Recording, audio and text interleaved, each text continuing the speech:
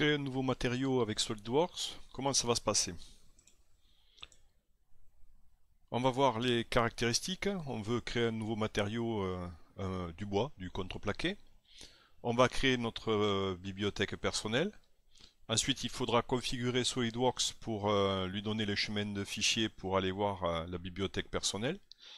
Faire l'ajout du matériau dans la liste des matériaux de SolidWorks et ensuite de petites conclusions.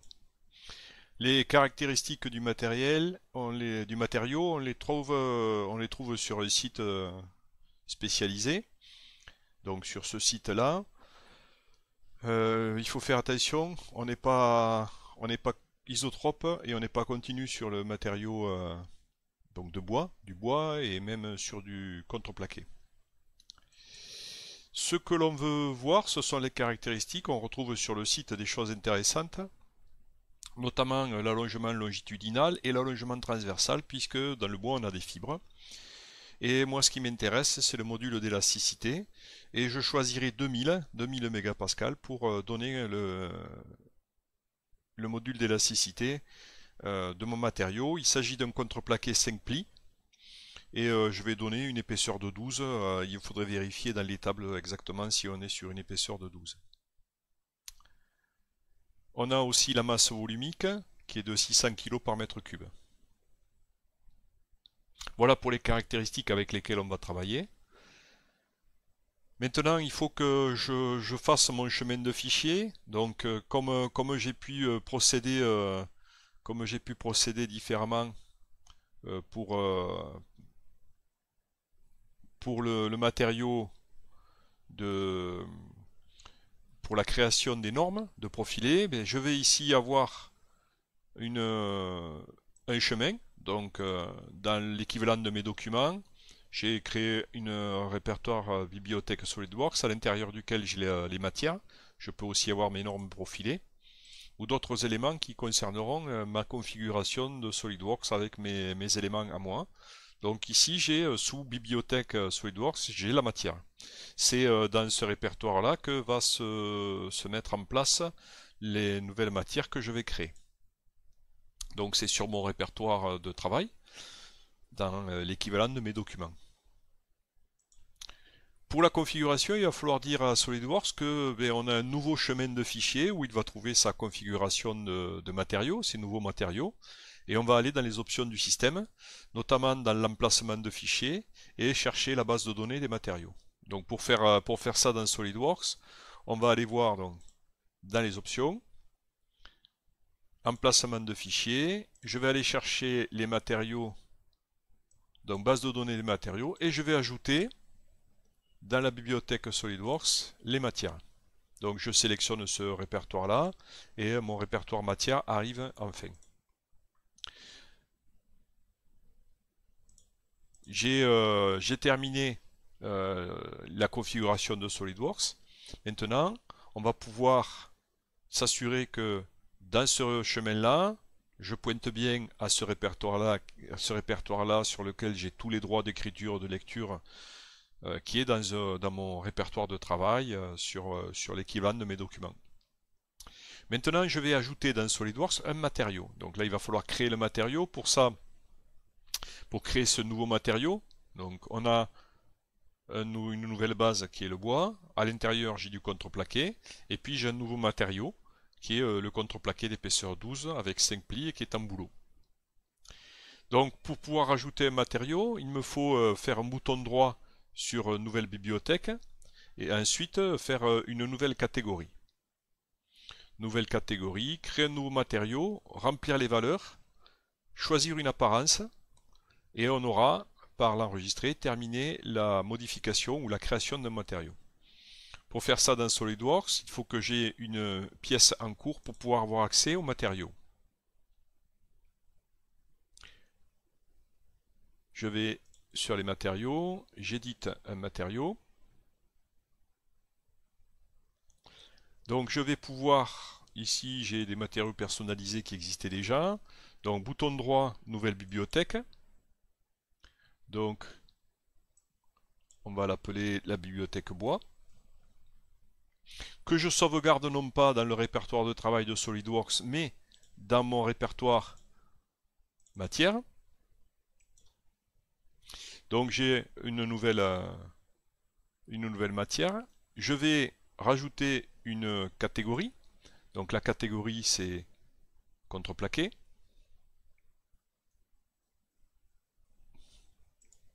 Et dans cette catégorie, par le bouton droit, je rajoute un matériau.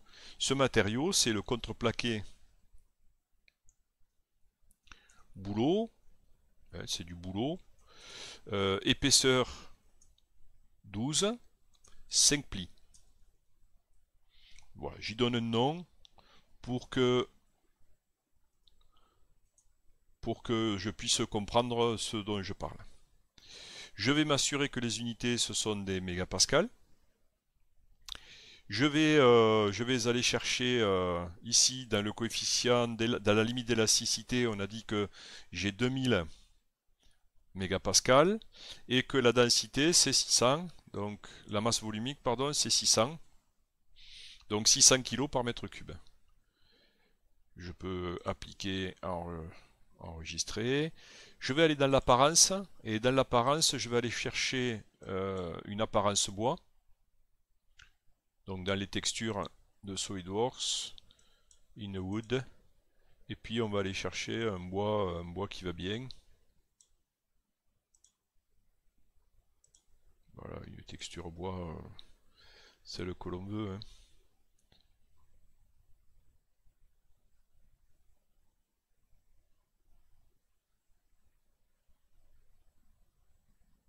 Bon, on va pas passer la vie là-dessus. Voilà, j'enregistre. J'applique. J'ai maintenant ma matière qui est apparue. Donc ici le bois, qui est en place dans mon répertoire de sauvegarde des matières dans SolidWorks, dans ma bibliothèque perso. Je vais maintenant vouloir vérifier tout ça. Donc je vais faire une petite pièce. Donc une esquisse. On va faire une poutre, une simple poutre. On va l'étirer un peu.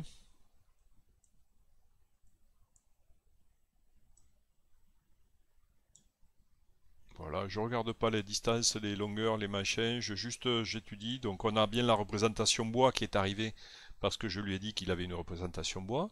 Là-dessus, sur la simulation, je vais rajouter une nouvelle étude. Donc en analyse statique, avec la matière contreplaqué boulot, je vais donc rajouter un déplacement, donc une géométrie fixe sur cette face. Et je vais charger par le déplacement, par le chargement ici, une force sur cette face que je dirige suivant cette arête et je vais mettre 500 newtons, on n'a pas peur, sur cette face et je valide. On va exécuter, on va le laisser faire le maillage, tout ça tout seul. Donc après l'exécution, on va avoir quelques informations qui vont arriver. Voilà. Donc on a ici la limite élastique à 2000, c'est bien celle que l'on avait mis. On s'aperçoit que la zone la plus contrainte ici c'est 8 newtons donc, par millimètre carré. Donc on est bien loin du compte. Donc on n'est pas encore sur une pièce qui a cassé. Sur le coefficient de sécurité, on a dans la zone rouge, la zone la plus rouge, un coefficient de 240, coefficient de sécurité de 240. Donc on est aussi là bien loin de la ruine de la matière. Dans les déformations, ce qui est intéressant de voir, c'est qu'on a une fibre neutre et les charges ici dans la déformée qui sont plus importantes sur cette partie. Et puis bien entendu les contraintes avec des chargements, mais il faut relativiser tout ça avec le type de chargement et d'éléments fixes que j'ai posé dans cette démo. Simplement pour vérifier qu'on avait bien la limite élastique et qu'on travaille bien avec le bon matériau. La conclusion, pas difficile de rajouter un matériau dans SolidWorks. Il s'agit de suivre la notice correctement. Il faut faire attention toutefois aux caractéristiques mécaniques que l'on a affectées à notre matériau. Dans notre cas précis, on est sur du contreplaqué, on a choisi euh, une contrainte dans une direction et pas dans une autre, donc il faudra bien faire attention à ce type d'informations que l'on rajoute dans SolidWorks pour pouvoir faire le calcul et surtout avoir des interprétations correctes.